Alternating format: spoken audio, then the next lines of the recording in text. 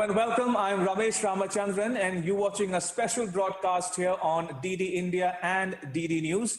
And I have with me a very special guest, Kirill Dmitriev, the Chief Executive Officer of the Russian Direct Investment Fund.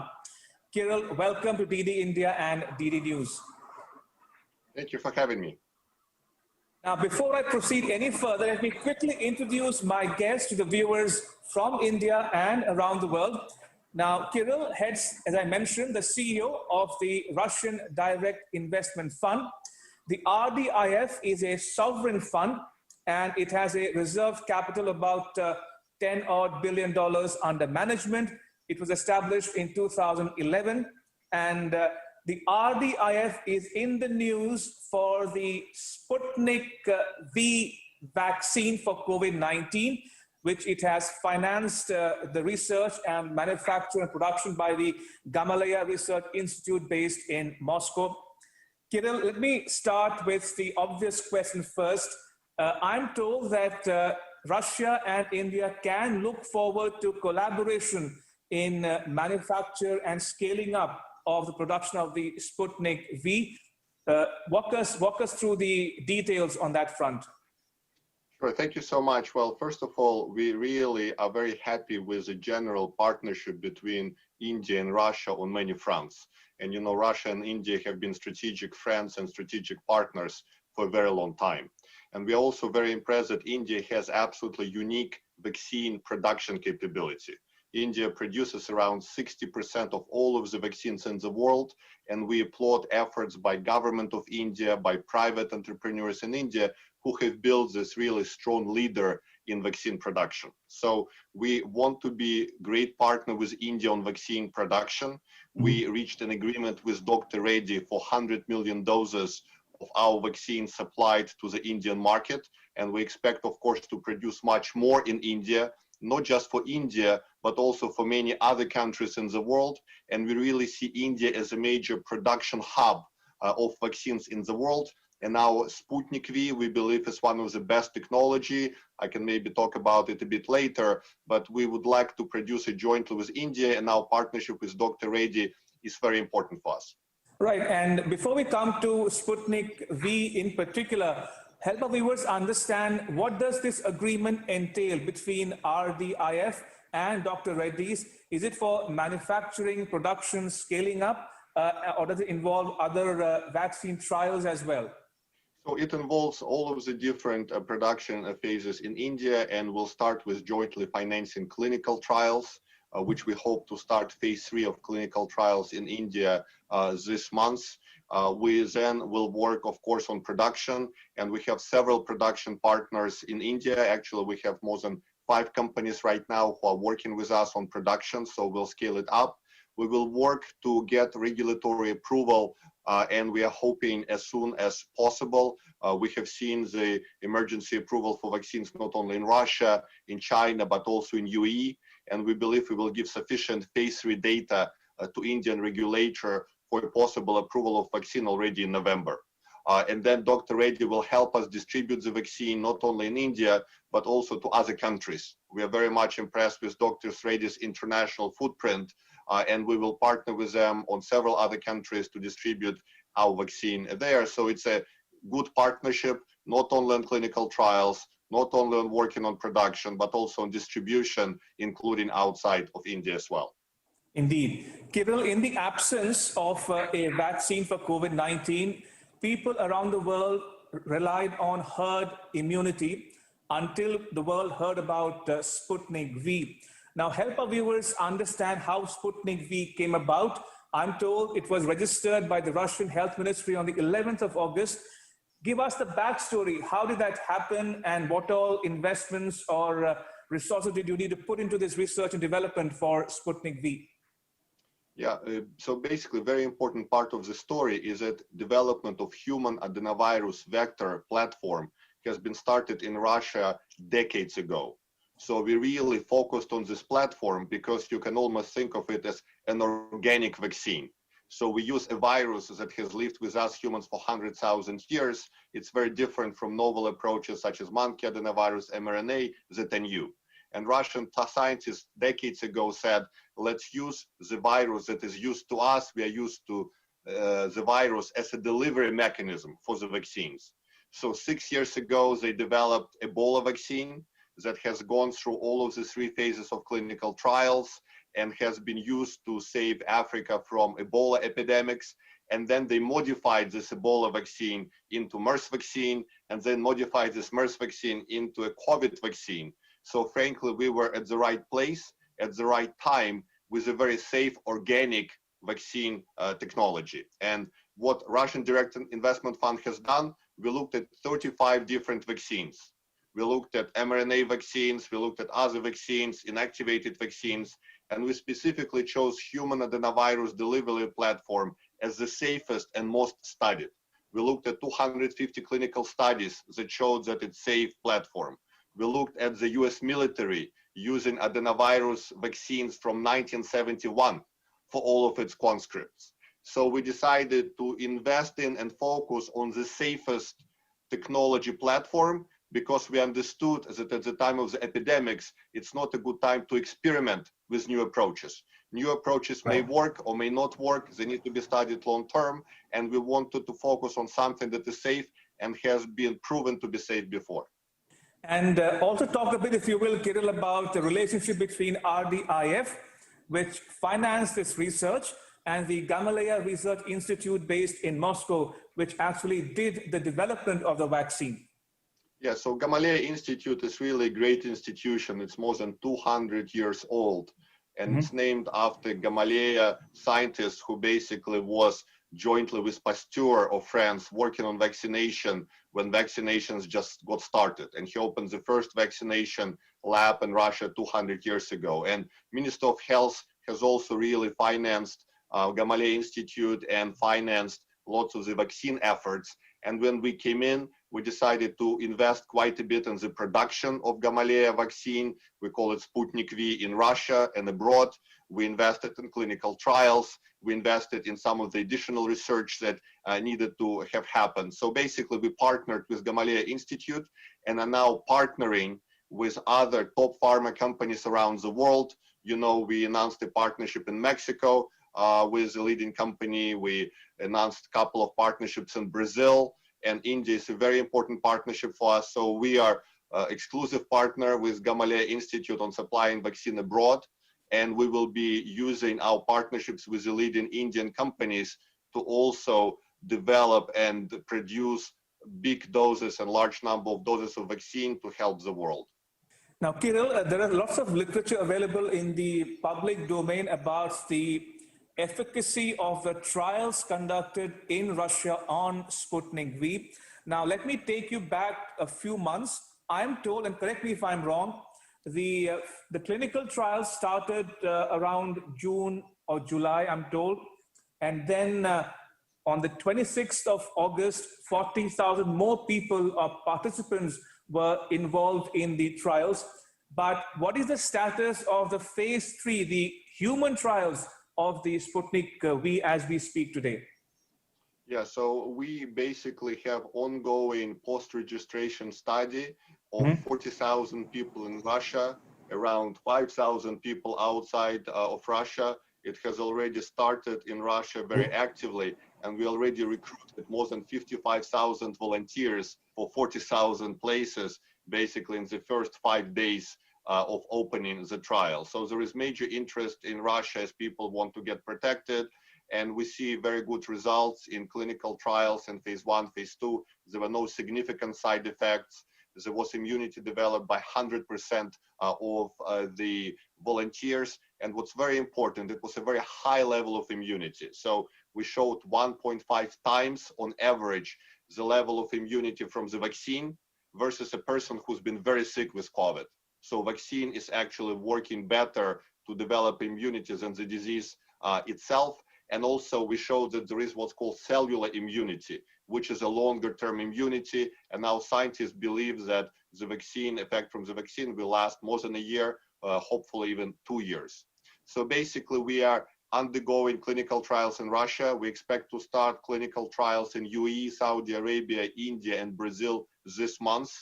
And by the end of October, we will already have preliminary results of phase 3 studies on tens of thousands of people. But once again, we are very confident in our platform because we had phase 3 trials on Ebola vaccine before, so we tested this delivery mechanism before, and we know it works, and we know it's safe. And talking about the human trials in India, Kirill, you said that there are 5 Indian companies the RDIF is in touch with. Would all of them be involved in human trials or only one, Dr. Reddy's? I think for now we'll focus jointly with Dr. Reddy on clinical trials in India. We have an interest from several other companies, but again, we would like to move very quickly. So with Dr. Reddy, we already submitted an application for clinical phase 3 trials and are working very closely with them. And I think it's very important that India is at the forefront of clinical trials on many vaccines. You really have direct knowledge of many vaccines being tried. I think it's very good for your government to be able to see different results and select different vaccines. So we are confident that phase 3 clinical trials will show very good results in India. And we believe that your government will be building a very safe portfolio of vaccines. I think it's very important to have human adenoviral vaccines, some other vaccines, and a portfolio of vaccines, because India is not only building it for India, but India is in a unique position to produce and manufacture vaccines for the rest of the world.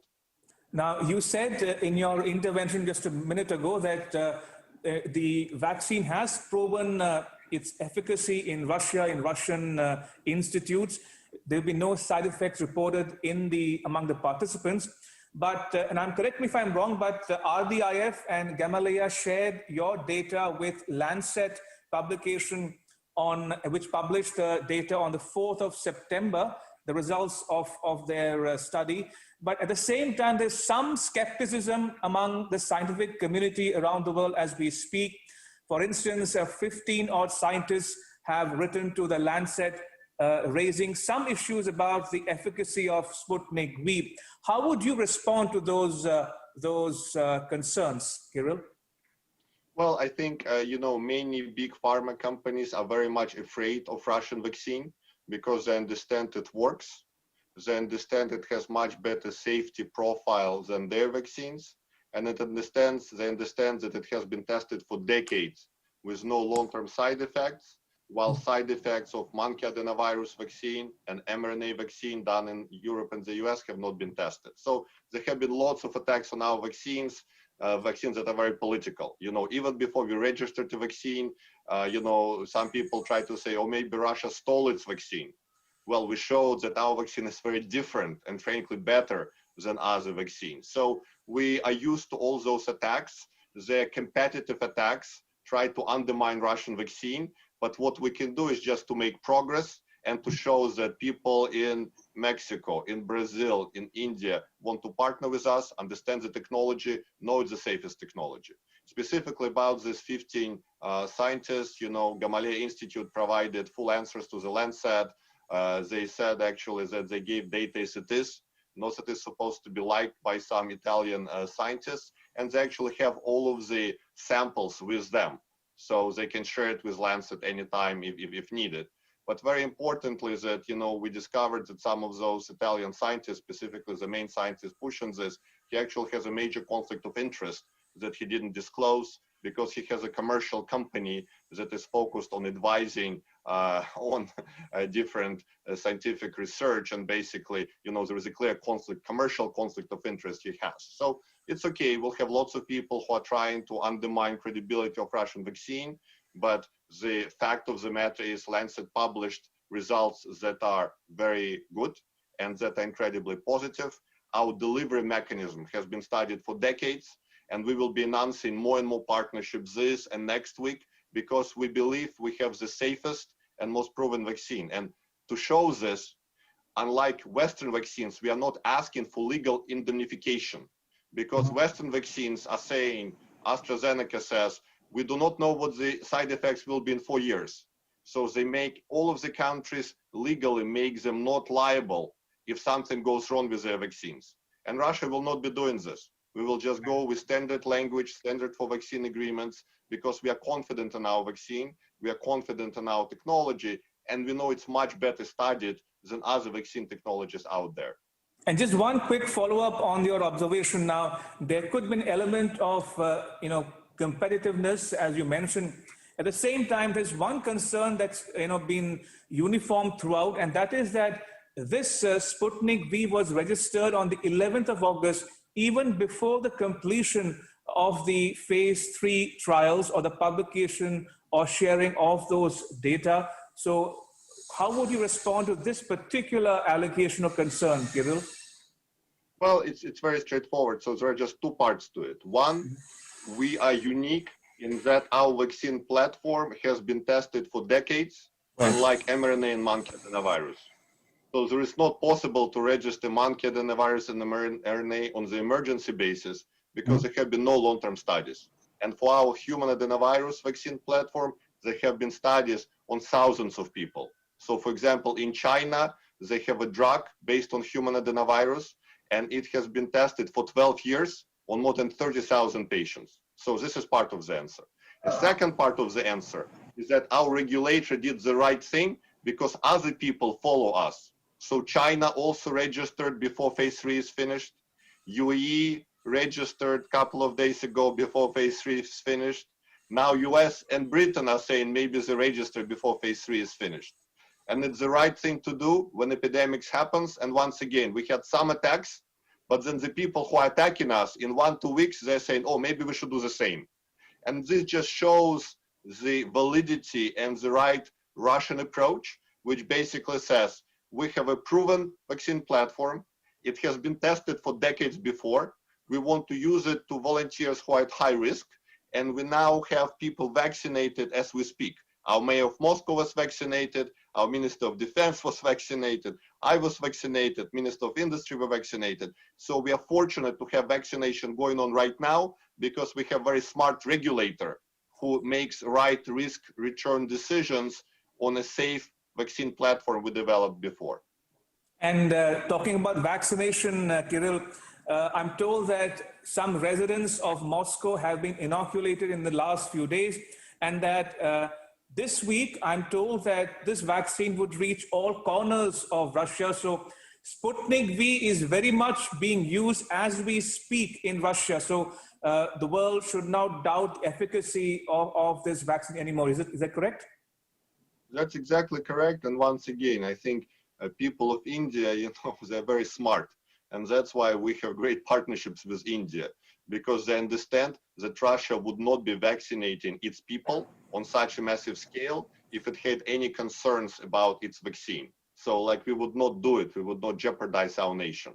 And the reason why we do it is because we have lots of safety data on human adenoviral platform. And frankly, to us, it is said that this information can be shared in India, and I can share it with you, but in the Western world, it's blocked. So Western magazines do not publish information that there is so much more studies on human adenovirus, including in the US, including in Europe, than on monkey adenovirus and mRNA. This information is completely blocked, and people in the West do not have access to this information. But once you have access to this information, you understand why Russia did what it did. It registered already proven platform earlier because it had all of the data on the delivery mechanism before.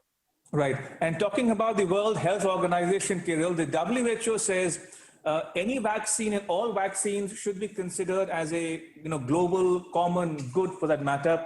So in that context, is the RDIF looking at expanding its partnerships with other countries? You mentioned China and Brazil. Are there more partnerships that you're looking for around the world as we speak? Yes, definitely. So we have more already than 30 countries who submitted official requests for our vaccine. Mm-hmm. It's already more than 1.2 billion doses in requests. We are also in good discussions with COVAX and CEPI, which are great organizations that are focused on making vaccine available to many countries. We believe that Sputnik vaccine should be added to COVAX portfolio of vaccines because we have very good safety track record of our approach. So once again, we really are working to make sure it's available to many people. We have not made this political. We are getting criticized, but we are moving forward. We are doing the right thing. And I think there is more and more acknowledgement that we have a great solution to the world. We'll have major announcements from Middle East next week, from Asian countries next week.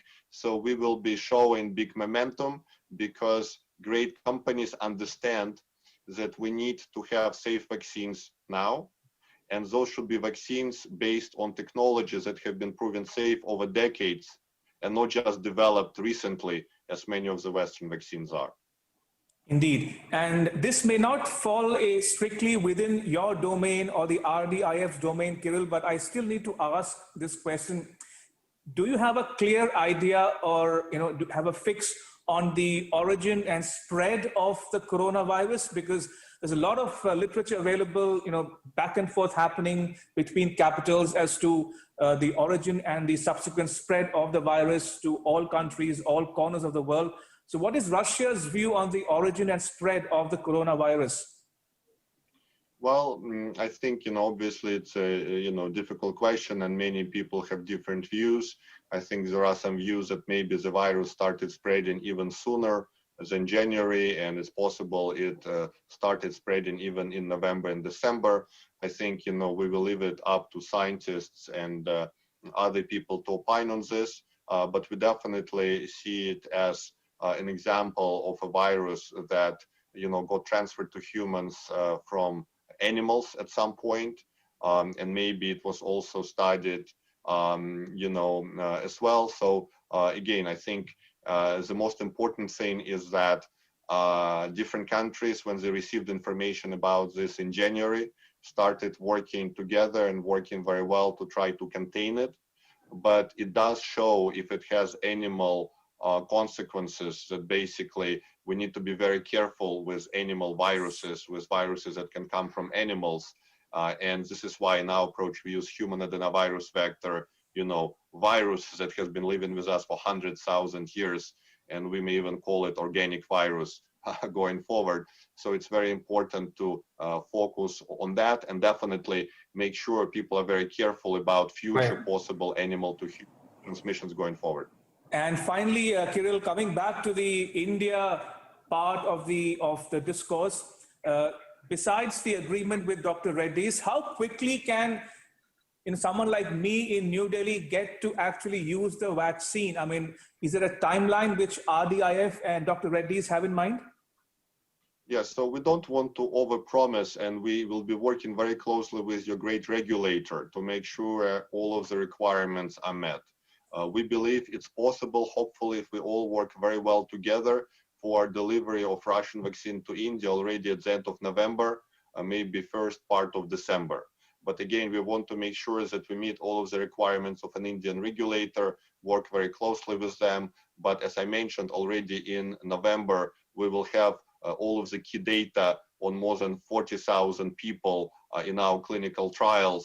So I think there will be lots of data available that will additionally show safety of the vaccine, efficiency of the vaccine. And I think based on this data, we can hope for late November, early December vaccine launch in India. All right, on that rather optimistic note, Kirill, thank you so much for making time to be with us on DD India and DD News. Appreciate it. And that's a wrap on this special broadcast, but news continues here on DD India and DD News. You can catch all the latest updates on our social media, mobile and digital platforms. Thanks for watching. Bye-bye.